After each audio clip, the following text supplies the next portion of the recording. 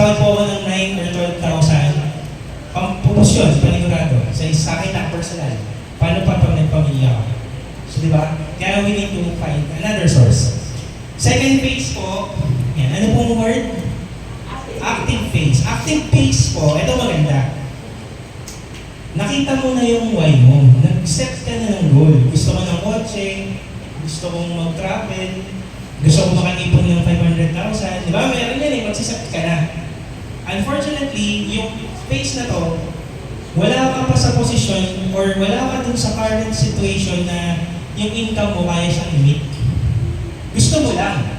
Diba? Nandun ako. For example, sabi ko sa sarili ko nung nasa Mitsubishi ako, gusto ko magkakotse, sahod ko 12. So kahit anong gawin ko, hindi ko kaya yun. Tama po? So ngayon, itong phase na to, ito din yung phase daw na naghahanap ka na ng tool or source kung saan mo kukunin yung income para mabuo mo yung why mo. Some of you nandito.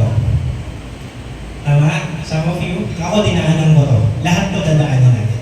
Pero nandito ka na sa part na alam mo na yung gusto mo nang abutin, kaya lang wala ka pang way para makuha mo siya. Some of you already have that. Tama? Then last po, yan, purposive. Ang purposive po, yan, siguro majority nandito na, you're already successful, may bahay ka na, may kotse ka na, nakapagpatapos ka na ng mga anak. Pero, yung mga na-goal mo or na-achieve mo na personal goals, sa tingin mo, meron ka pang other na kailangan gawin. Gusto mong tumulong sa iba. Gusto mo sila din makuha nila yung goals nila. Gusto mong maging inspiration sa ibang tao. Yan. Ngayon, yung sa tatlo po na to, pwede ko po bang malaman kung anong number kayo? 2. 1. Sino mo nasa 1? Nasa 2. Nasa 3 na lahat. Yan. Hindi, honestly. It's either 2 or 3, tama? 2 or 3 lang, diba? 2 or 3. 3. Sa 3, yeah, thank you. Kung nasa 3 ka, ito yung opportunity po na since you are already achieved kung ano yung goals mo, ito po yung opportunity na makatulong tayo. Makatulong tayo in the sense na we are saving people to get insurance or health coverage, at the same time, nag-earn po yung tinulungan natin, or tayo. So, ganun. Okay lang po. So, sabi lang po sa FWD, kahit anong number po, yung current position, or ano nyo ngayon, pwede po kami makatulong sa inyo. Yan. Other source, sabi ko sa inyo, number 1 ako dati. Nakita ko lang itong industry, kaya po nagpursige kami para makapag-earn. Initially, earning yung nasa isip ko, pero eventually, after the long run, mas masarap palang tumulong. Yung alam mo nagiging secure yung mga tao sa paligid. Na kahit anong mangyari, secure yung family. Hindi sila eh. Kasi sabi ko nga, kung magkakasakit. Kung mawawala, hindi natin mapipigilan. Tama po? Pero yung may iwan nila sa family nila, din yung medyo kakaibang trabaho natin na tayo yung mag-provide sa kanila. Pag natulungan mo silang magkuha ng plan, alam mo, natulungan mo yung family nila. Kasi lahat naman tayo mawawala po, di ba? So basically, lahat po sila magkaka-claim. Sino makakakuha yung anak? Magkano yun, depende na po sa kanila. Tama? So forward ko po baka po may mga question na yung along the way, sabihan niyo ako. FWD welcomes you guys. So, pakilala ko lang po or pakita ko lang sa inyo kung bakit nasa industry kami. Personally ako, isa sa mga pinag-aralan namin. Bakit ba kami nasa insurance industry? Marami namang business. Marami pong business na pwede mong pasukin. Bakit ako nandito? Marami na rin po akong pinasok na business. Sabi ko 9 years na kami sa industry, marami na pong pumasok na business sa amin. Pero still, we keep this business kasi alam namin, nandito po yung mas less stress, wala kang puhunan ng malaki. Ang sabi lang po dito, yung Philippines has a young population. So meaning, yung median age po natin is 25.7 years old. Ano po yung ibig sabihin nun? Maraming Pilipino po yung nagtatrabaho. Ayan. Pag nagtatrabaho, bakit pa sila sa nagtatrabaho, tanong ko sa inyo, bakit po sila nagtatrabaho? Kasi kailangan nilang suportahan yung family nila. Pag kailangan nilang suportahan yung family nila or merong umaasa sa kanila, sa tingin nyo, kailangan po ba nila ng insurance or protection? Kailangan po, no? Yan po yung lahat ng pwede nating maging clients.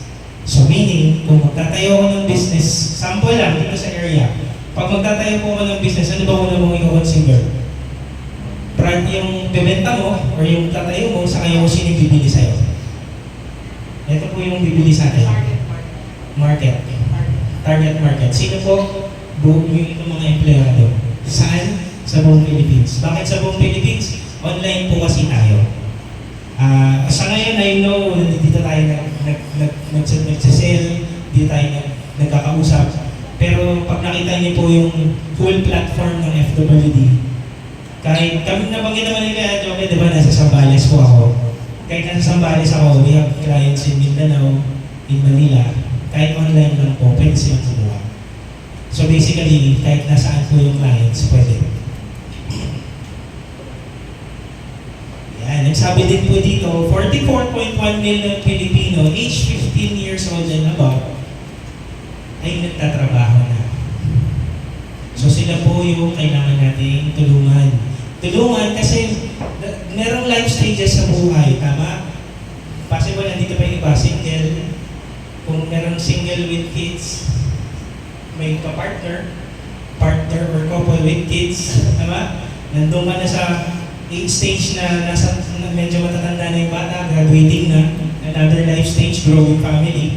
Then nandun ka naman sa pre-retirement and retirement age. Maraming stages sa buhay. Lahat po yung kailangan natin isave. Kasi kahit anong stage natin sa buhay, you have your goals, tama? Single. Sino po mga single dito? Oh yeah, single. Tumasok, single. Single. So married, may marami, di ba? Yan. Nasa growing family, may mga nasa college, mga nasa college. Or nandun ka nasa age ka na iniisip mo na yung retirement at age 50, 55, or you're already retired. Diba? Lahat po ng stages sa buhay natin, I'm sure meron kayong goal. Hindi matatapos yung personal goal. Tama? Kahit anong age mo meron yan. Lahat yun yung kailangan natin i-secure or bigyan ng solusyon. Ito pa yung maganda. Ilan po ba daw yung Pilipino sa Philippines? 115 million. Yan. 2% lang po yung merong life insurance. So kung titignan niyo po yung math, kung business ang pag-uusapan, ang dami kong potential clients. Ilang percent? 98. Ilang percent po yung 98%? 1 million, 100 million pa rin yun. Tama po. Imagine, makuha mo lang nga yung 100 dyan, malaki yung kita mo. Tama po. So that's the thing na pinag-aralan namin, kaya po kami nandito. And sa ibang bansa po, hindi katulad sa Philippines, mandatory kasi ang insurance. Tama? Simple galing ng abroad. Di ba po, pagpunta mo doon, you need to have insurance. Automatic na i-deduct na doon. Yes. Para if something happens, okay yung may iwan. Sa atin po kasi hindi siya mandatory. Yan. So, unfortunately, maraming Pilipino yung wala talagang protection. Ano yung protection natin? PhilHealth, Pag-ibig, SSS. Magkano lang po sila? Kapag merong nangyari sa isang breadwinner, alam niyo po kung magkano lang yung nakukuha? Minsan, burial lang, di ba? Minsan, 20,000 lang. Paano po makakasupport din sa may iwan? Yun yung question. Meron siguro pang gastos dun sa event. Pero yung gagastusin ng family after, wala na. Di ba? So yun po yung importance sa natin. Yun yung kailangan po natin gawin. Yung 98% kausapin mo. Mag-start ka sa circle of friends mo, sa family mo. Kasi sila yung dapat ma-secure natin. Kaya nga ngayon, I'm sure dito po kayo nagkakausap or kakausap dahil dito lang sa inyo. Kasi sila po yung kailangan. Wildlife insurance. Yan. Ano po ba yung ginagawa ng isang financial wealth planner? Pag ba nakausap ko yung isang family, ano ba yung ginagawa namin? Para alam nila kasi Baka mamaya nasa isip nyo, kung meron ng may insurance ito, baka binibentahan lang natin, di ba? Hindi po ganun yung trabaho. What we do, nagko-conduct po tayo ng financial needs analysis. Ina-assess po natin yung bawat family. Bawat isang tao, ina-assess natin yan. Pag in-assess natin sila, ano ba yung mga possible na needs nila? For example, ito na lang po yung family na ito, sample yung family. Tapos para po sa presentation, halimbawa, yung tatay po yung nagtatrabaho. Alam mo kasi pati babae nagtatrabaho. Lahat naman na nagtatrabaho. Pero for this presentation only, yung tatay yung nagtatrabaho. Tama? Yung sample lang po, halimbawa 100,000 yung kita ng tatay. Sa tingin nyo, yung anong lifestyle ng family? Maganda ba yun? Malaki ba yun? Yeah. Ano po? Anong lifestyle nila? Puro pagkain. Puro pagkain. Ano ba? Anong meron sila? May business yan. Baka may maliit na grocery. Kaya mag-start eh. May ipon. May ipon yan, di ba? Mana? Yan. Yung mga bata, saan po nag-aaral? Private. Possible may bahay na hinuhulugan kung hindi magkano ng cash. Possible may kotse din na hinuhulugan. Naman, di ba? Ganun yung kasi 100 eh. Kaya yun. Ngayon, nagtanong, for income protection po yung usapan. Ganun po yung lifestyle nila for the last 6 years.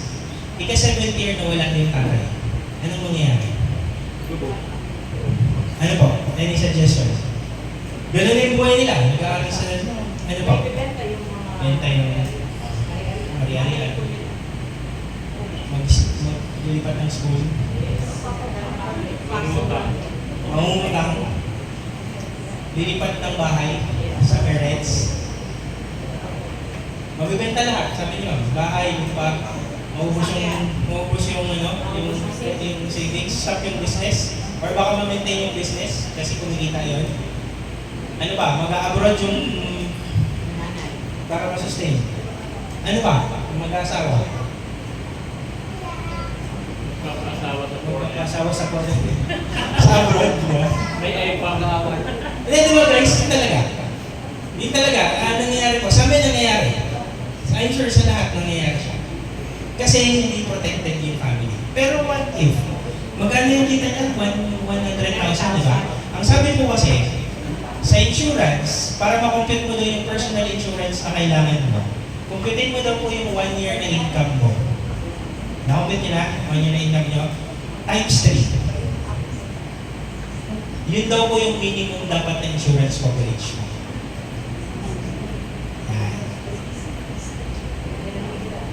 Ano? Yan, I'm sure meron kayo mga idea. Bakit daw po ganun ang kailangan times 3? Kasi simple lang. Pag nawala yung breadwinner, nawala yung nagpapasok ng pera, for the next 3 years, makaka-recover yung family. Parang ka pa rin nandiyan dyan, nagbibigay pa rin ng sahod.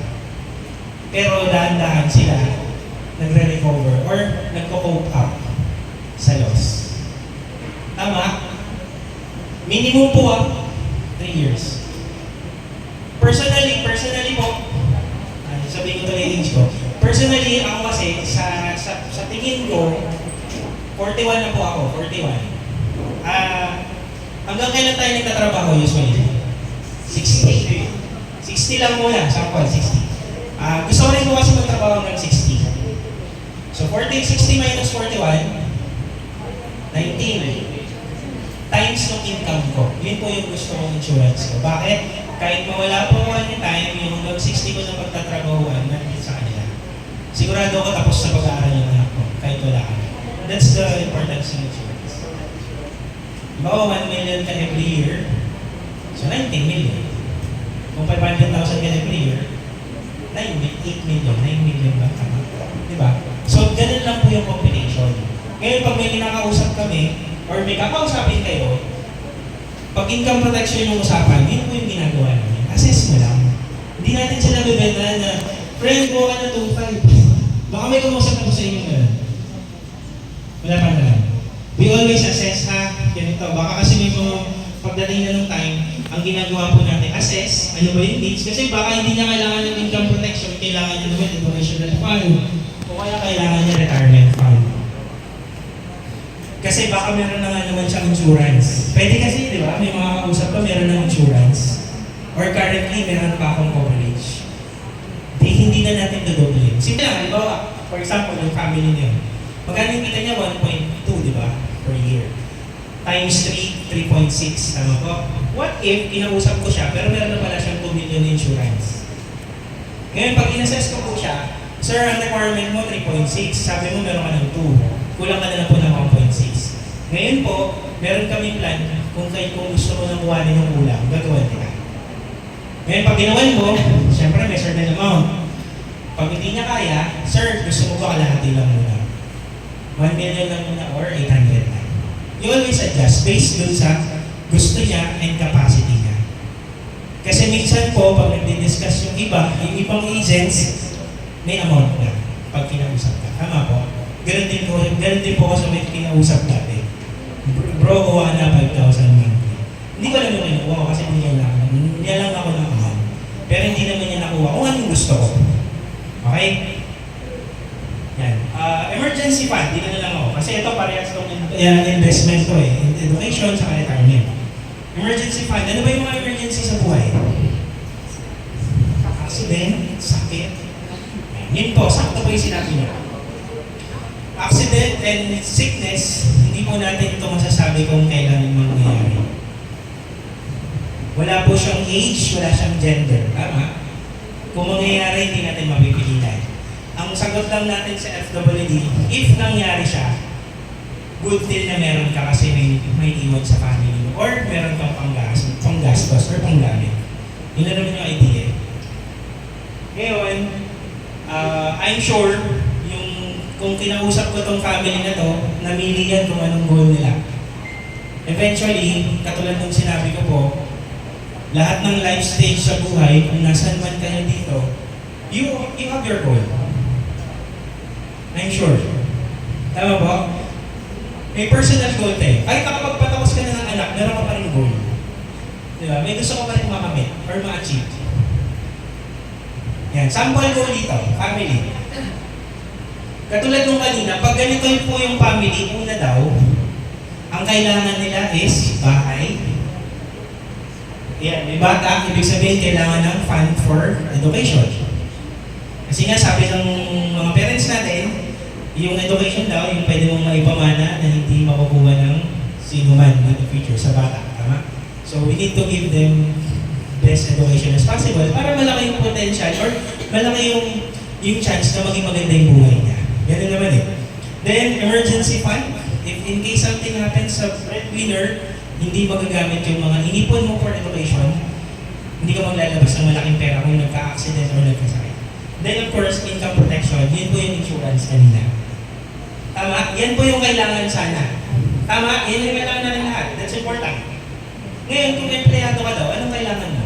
Magtrabaho. Pwede naman kasi yung sinasabi kong 1 million insurance coverage, pwede mo naman kitain yun, di ba? Pwede mo pagtrabahuan. Tama po? Mag-work ako, mag-ipon lang ako ng 1 million para pag nawala ako, may iwan ko to. Same with insurance, tama? Kaya lang ang tanong, hanggang kailan tayo sa mundo? Hanggang kailan mo may ipon yung 1 million? Hanggang kailan mo may ipon yung 2 million na pwede mo mag-iwan? Di ba? Wherein, meron sa FWD na at certain amount, pwede ka na ma-insure ng ganito kalaki. Mamaya po may papakita akong ganyan plan para may idea kayo. And eventually po, lahat tayo guys, ayaw at sa gusto natin, darating po tayo dito. We will go sa old age, retirement natin, 60. Tama ba? Tama ba yung balita? 45 daw, mag-aan lang. Hindi naman, no? So, napakabara na, konti na lang ako eh. Biglang ano. So, darating po yung time you will retire at certain age. Ngayon, yung retirement, ano po yung picture ng retirement? Ito po yung time na wala ka ng income, pero yung needs mo, tuloy-tuloy pa rin, or baka mas malaki pa. Ngayon, yun yung importante. Kailangan daw habang bata tayo, you save, para pag nag-retire ka, meron ka magagamit. Meron tayong plan na pwede makatulong sa pagtanda natin. Then, yan, critical illness or sickness in the future, meron din tayong plan na pwede makatulong sa kanila. And of course, itong dalawang to, sabi nga, pag wala kang pera, hindi natin alam kung ano mangyayari sa'yo. And meron din tayo, syempre may mga milestones. Yan yung mga magandang pwede mangyari sa buhay. Graduation, magandang retirement, savings, bagong kotse, bagong bahay, tapos ito naman gumaling. Sabi nga, yung kaninang picture na pinakita ko, katulad ng nabanggit ko po kanina, kung magkakasakit po tayo, kung ma-aksidente, or kung mawawala tayo ng wala sa tamang panahon, mangyayari po siya, walang makakapigil. Tama po? Sabi nga, naalala ko lagi yung sinasabi nung nag-train sa amin parang ganito yung sa isang room, ano na po siya, 68 years old siya nung nagpaliwanag sa harap. So ang trabaho niya po, siya yung nagpa-process ng estate planning. Yung halimbawa, nawala, yung mga pamana, siya yung attorney. So siya yung nagpa-process kung paano yung hatian. Ayan. Sabi niya, yumaman daw siya kasi kapag meron daw nagpa-process sa kanya ng hatian, kasama siya as parang isang anak. Bakit? Yun daw kasi yung fee. Yes. Kung may 10 million yan, siya yung anak, 1 million din sa kanya. Ganun daw pala yung cost. Malaki, di ba? So, ngayon buhay pa rin siya. Ang kwento niya sa amin, kailangan daw ng life insurance. Sabi ko, bakit sir? Sabi namin na. Kasi una sa lahat, 68 na ako. Tama? Sabi niya, 68 na ako, pero hindi porket 68 ako, yung pila papunta sa langit, ako yung nandun sa una. Naniniwala po kayo? Tama, no? Kasi pwedeng may mauna na mas bata, may mauna na magkasakit, may mauna na maaksidente. Sabi ko nga ngayon, buhay pa siya. Marami na po kaming kakilala or kasama na nawala, nakasama namin dun sa kanya. Nung nagpala. Ano yun? That was 5 years ago. Dumaan yung COVID, di ba? Marami pong nawala. Siya ang dyan pa, antibay nga eh. Antibay nga. Nakakausap pa rin namin. Pero tama nga naman. So sabi niya, you need to have insurance kasi you will never know kung kailan. Kung mahal mo yung family mo, that's the important thing, i-secure sila. Kasi sabi nga, paulit-ulit namin sinasabi, ang life insurance is like, para siyang parachute. Pag tumalong ka sa aeroplano, wala kang parachute, hindi ka na makakabalik pataas. Hindi ka na pwede kumuha. Di ba? Kapag nagkasakit ka or nagkaroon ka ng critical illness or nawala, hindi ka na pwede kumuha ng insurance. It's better to have it before it happens. Yan. So, sa lahat po, nandyan si FWD to help us. So nakita niyo na po kung ano yung ginagawa namin sa insurance. Tama, naiintindihan niyo po, okay po ba yung paliwanag ko? So yun po yung ginagawa namin. Mas mahalawak pa po yung ibang pwede namin